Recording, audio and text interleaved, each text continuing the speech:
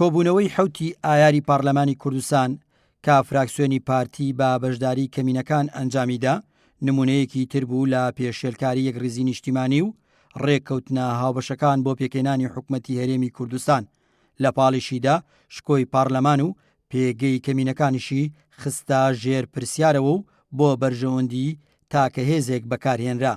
پرۆسەیەک بوو لەگەڵ هەم ڕێکەوتنی نێوانی یەکێتی نیشتیمانی پارتی دیموکراتی کوردستان ناگونجا هەم لەگەڵ ئەو دیعاوبانگەشەی بۆ پرسی دیموکراسی ئازادی ناو پەرلەمانیەکەین نایەتەوە.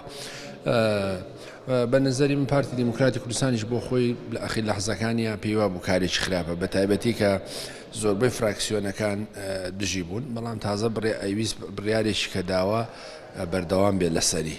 ئەوە چەند جارە پەرلەمان تووشی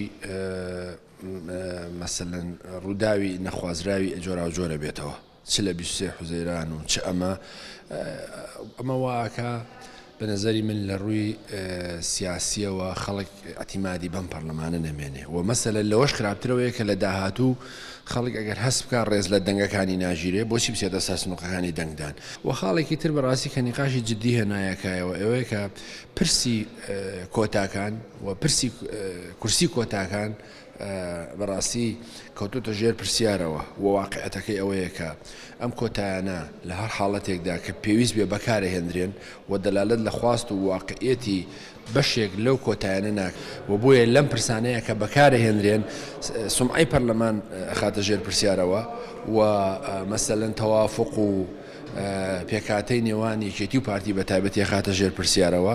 بۆیە بە نظری من ئەم ڕووداوانەوە کە پیاچوونەوە بە کۆی پرۆسەسی سیاسی سیستەمی سیاسی لە هەرێمی کوردستان بکرێ. بەڕێوەبردنی کوردستان لەم دۆخەدا وابەستەیە بە تەبایی و کاری پێکەوەی نەک شەقکردن و لێکترازان. ئەمە ڕای توێژەرێکە و دەڵێت بە ڕوحێتی چەسپاندنی ئیرادەی تاحیزبی هیچ خزمەتێک بە ئەزمونەکەمان ناکە.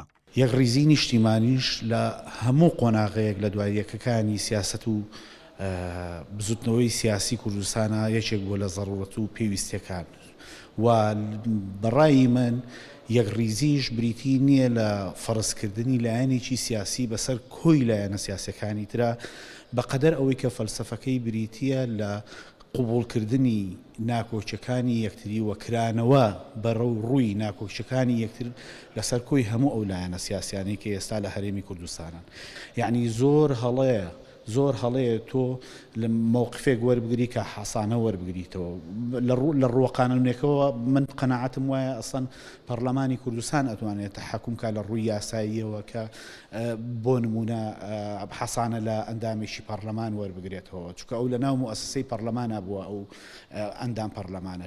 هەرێمی کوردستان لە ئێستادا بە دۆخێکی دارایی و ئابووری قورسدا تێپەڕ دەبێت. کۆبوونەوەی حوتی ئایاری پارلەمانی کوردستان بارودۆخەکەی بۆ هاوڵاتیانی کوردستان زیاتر قورستر کردو و پێویستی بە ڕەوانەوە هەیە. ئەوەش بەوە دەکرێت کە سەرجەم هێز و لایەنە سیاسەکان بە ئیرادەی هاوبەشەوە کار بۆ تێپەڕاندنی دۆخەکە بکەن. عومەر کەریم، گەلی کوردستان، سلێمانی.